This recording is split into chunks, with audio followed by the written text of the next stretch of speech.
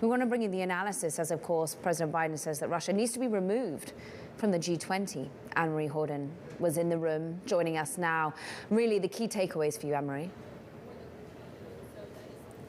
Yeah, that was one of them, that Russia should be removed from the G20. President Biden went on to say that if Russia's not, if other G20 members agree that Russia should be invited and maintained in this international organization, then Ukraine should be a member, at least to visualize everything at the next G20 summit. So I think that was obviously one of the massive takeaways from this press conference, which the president speaking much earlier than expected.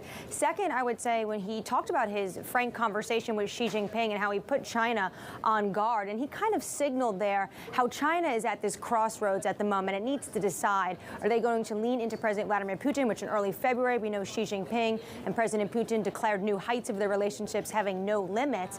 But he said that China knows where their future lies in terms of the economics and business community. When you look at trade, Russia dwarfs what China has with the European Union and with the United States. And President Biden also talked about the fact that the EU will be having their own summit with China April 1st. And at the moment, this was also a little bit of news the president broke this evening, talking about the fact that they're going to be setting up an organization, a task force almost, to look at all these companies and making sure they are going through every single sanction steps. So that was really key, showing that Chinese companies need to be on guard, making sure that they are not helping Russian companies skirt around those sanctions. That's really key for the European Union and the United States. And Annmarie, you've been on top of this story for the last few days. I've sort of asked you this same question of, it's hard to be neutral. You're either with us or against us. When it comes to China, how do we make sure that they're maybe not being allowed to be neutral, that clearly sort of coming more maybe at least towards the U.S., or at least from the U.S.'s perspective, not choosing to be with Russia?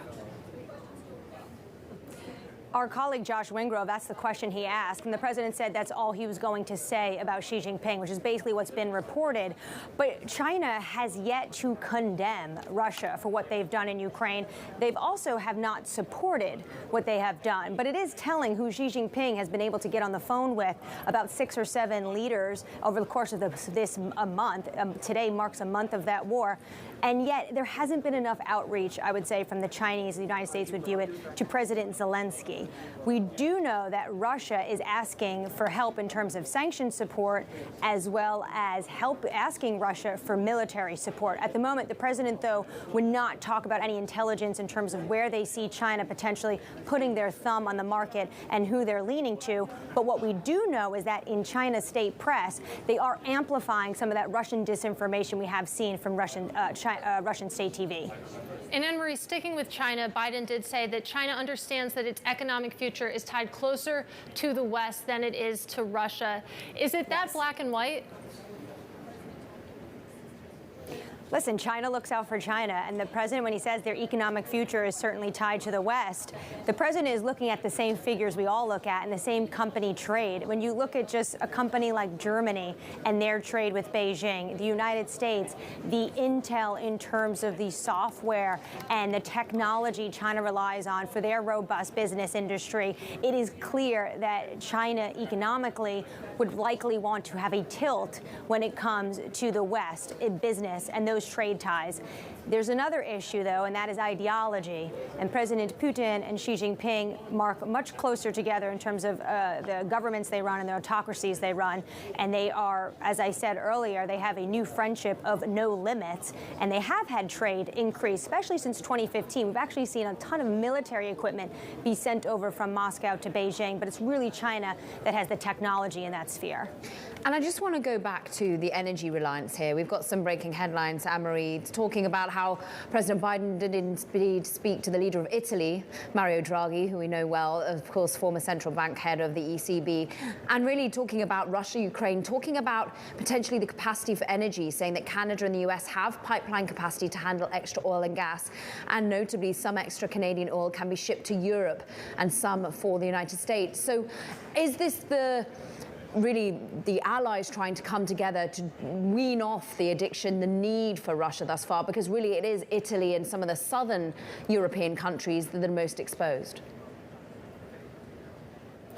It's really all of Europe when it comes to exposure to Russian natural gas and oil. And the president said tomorrow we're going to get more on potentially how the U.S. can alleviate some of that stronghold Putin has on Europe.